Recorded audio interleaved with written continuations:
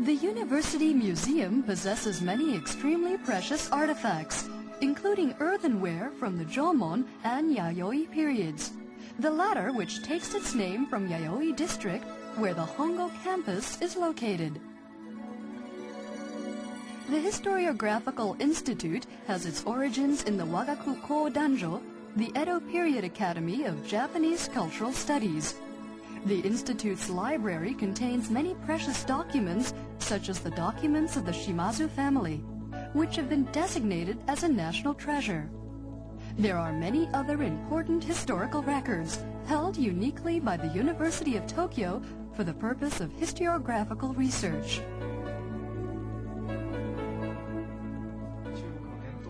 An example of such cutting-edge research in the disciplines of history and archaeology is the work on ancient China by Professor Takao Hirase of the Institute of Oriental Culture. There are many chronological inconsistencies in the dating of important events that appear in the Chinese classic known as the Shiji, or historical records. Professor Hirase has thrown light on this matter and has successfully solved all the inconsistencies in this work. He is now engaged in a fundamental re-examination of the Confucian classics. His work has brought a breath of fresh air into the field of Chinese classical studies. I'm very grateful that there's so much material available here. It's very important for me to be able to carry out my research with such voluminous reference material to hand. After that, what I value most here is being able to come into contact with young people. It's enormously beneficial for me to exchange opinions not just with University of Tokyo students, but also with students from the other universities in the vicinity. Having plenty of such opportunities proves highly stimulating for me. The Koishikawa Annex of the University Museum has been designated an important cultural property by the Japanese government. It was built in 1869 as the main building of the Tokyo Medical College on a site occupied during the Edo period by the old Hongo estate of the lords of Kaga domain. It was transferred to the present Koishikawa Botanical Gardens in 1969. The external appearance was left unchanged, while the interior was redesigned, incorporating new and functional materials and designs into a traditional framework, making use of wooden parts for the ceilings and pillars. Among the many invaluable items contained in the museum, there is a comprehensive collection of medical implements dating mainly from the Meiji era. The mechanical models that demonstrate the process of power transmission in an easily accessible manner throw light on the history of education in the field of engineering.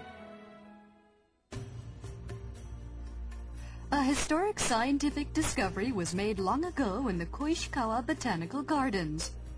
In 1896, Sakugoro Hirase, an instructor in botany in the science faculty, discovered sperm in a ginkgo tree in the gardens.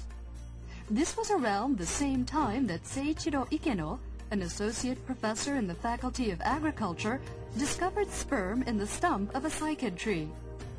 The researches of these two scholars provoked worldwide interest, since they had shown for the first time that gymnosperms do indeed produce sperm.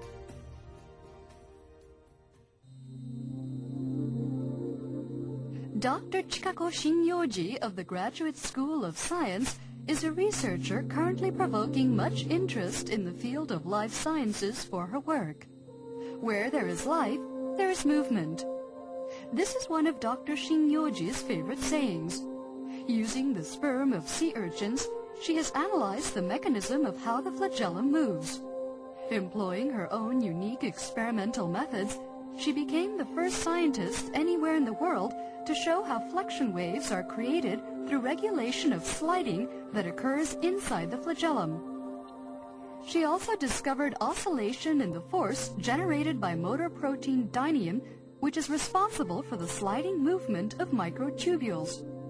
In May 2002, Dr. Shinyoji was awarded the Saruhashi Prize, which is presented to female scientists of outstanding achievement in the natural sciences.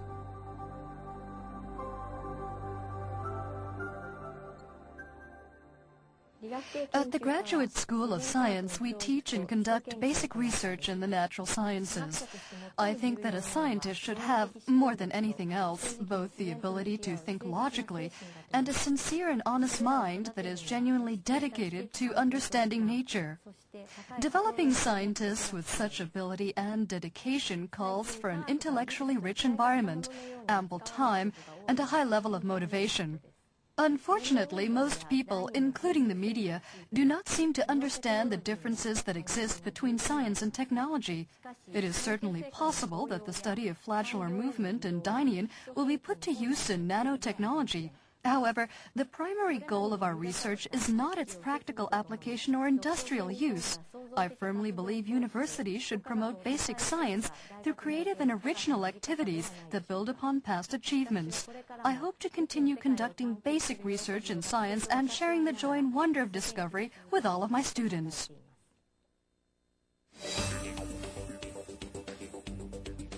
Cutting-edge research in engineering-related fields offers a glimpse of possibilities for the future.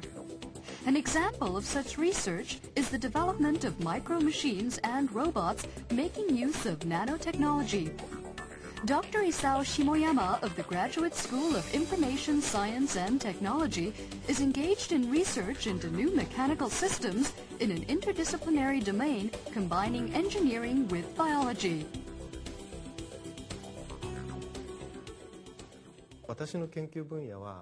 My research is concerned primarily with constructing the functions of living things, with recourse to engineering and machines.